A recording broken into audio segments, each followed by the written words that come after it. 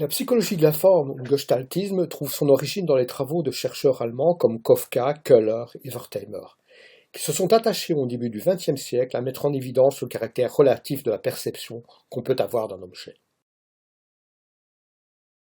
Ainsi, à travers des expériences simples, comme celles proposées dans les dias qui suivent, ces chercheurs ont dégagé un certain nombre de principes qui régissent la perception.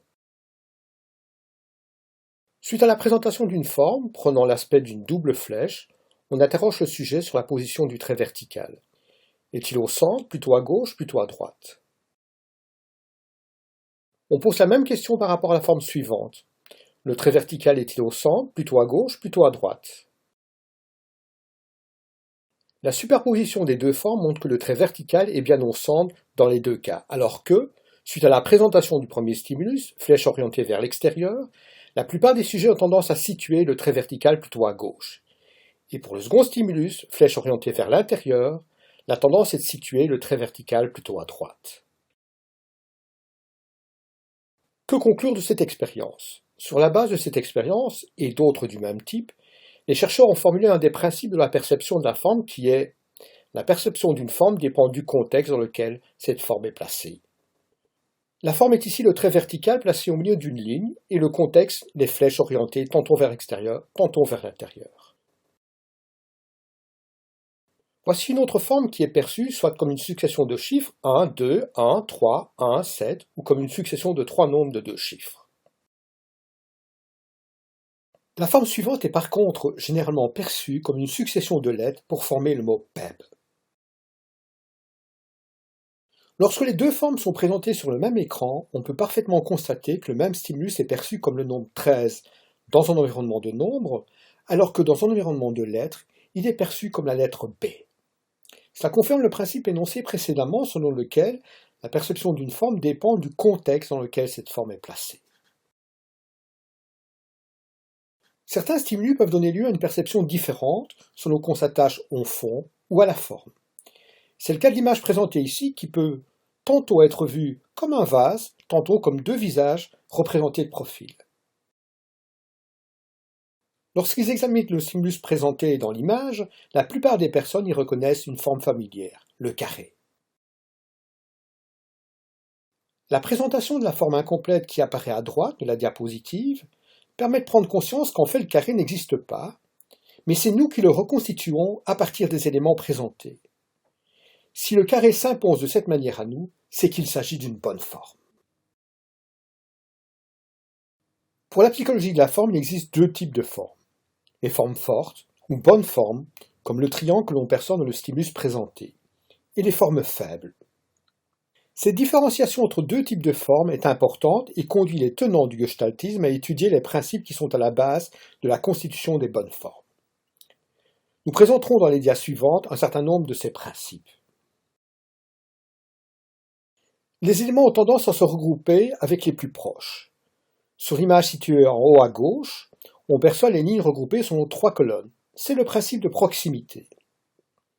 Les éléments ont tendance à se regrouper avec ceux qui sont les plus semblables. Sur l'image située en haut à droite, on perçoit les lettres regroupées en colonnes plutôt qu'en lignes. C'est le principe de similitude.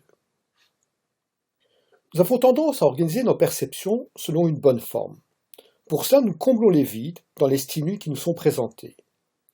On a tendance à voir la forme qui apparaît en bas à gauche de la dia comme un rectangle plutôt que comme des lignes séparées. C'est le principe de closure. Un autre principe important qui régit la perception est lié à son caractère global, qui est illustré par différents phénomènes abondamment observés et documentés par les gestaltistes. Ainsi, le temps nécessaire pour lire un mot familier est généralement très inférieur à celui qu'exige la perception de chacune des lettres qui composent ce mot. Dans le même ordre d'idée, lors de la présentation d'un mot au tachytoscope, c'est-à-dire à l'aide d'un appareil comme celui présenté sur la dia qui permet de présenter des stimuli pendant des périodes de temps très courtes, de l'ordre du centième de seconde, on ne s'aperçoit pas de la suppression d'une lettre lorsqu'il s'agit d'un mot familier. En résumé, plusieurs éléments influencent donc la perception d'un stimulus. Tout d'abord, le contexte dans lequel apparaît un stimulus. Ensuite, le choix de se fixer sur la figure ou sur le fond. Enfin, la perception d'un stimulus est globale et se fait en fonction de schémas qui préexistent, les Gestalt ou bonnes formes. En mettant l'accent sur la perception globale des stimuli, les gestaltistes remettent en cause l'idée que l'apprentissage est basé sur des associations simples, comme l'ont proposé les premiers behavioristes tels que Pavlov. Pour eux, apprendre, c'est organiser et restructurer différemment certains éléments. C'est découvrir et établir des relations nouvelles entre des éléments qui jusqu'alors étaient vus comme isolés. L'expérience dite des 9 points de Meyer illustre bien l'importance des phénomènes de restructuration dans l'apprentissage. La consigne proposée est la suivante. Vous avez 9 points disposés en carré. Votre tâche consiste à les réunir en dessinant 4 lignes de droite sans lever le crayon. Pour découvrir la solution, il faut dépasser le cadre du carré défini par les 9 points pour faire éclater la bonne forme à l'intervention d'un mécanisme d'insight qui correspond à une restructuration de la perception. Les mécanismes cognitifs en œuvre dans la résolution d'un problème ne sont donc pas continus, mais impliquent une rupture, un changement qualitatif dans le processus de pensée.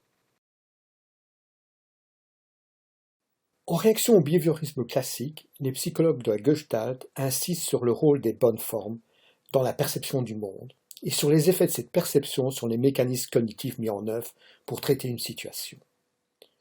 Le rôle de la perception est également mis en évidence dans la résolution de problèmes à travers les phénomènes de fixation et d'insight. Deux autres apports importants de la psychologie de la Gestalt sont également à retenir. Tout d'abord, la différence entre pensée productive et reproductive. La pensée productive faisant intervenir un mécanisme d'insight, contrairement à la pensée reproductive qui s'inscrit dans la continuité des solutions mises en œuvre auparavant et qui pourrait résulter de simples associations. Ensuite, la notion de représentation, qui met en évidence que le monde intérieur n'est pas une copie du monde extérieur, mais bien le résultat d'un processus de reconstruction personnelle du réel. À travers la notion de pensée productive, de restructuration et de représentation, on trouve dans la théorie de la Gestalt bon nombre d'éléments qui vont plus tard inspirer la psychologie cognitive. Il faudra toutefois attendre le début des années 60 et la montée du courant cognitiviste pour que les apports de la psychologie de la forme soient reconnus après plus de 20 ans d'occultation, liés à l'omniprésence du behaviorisme.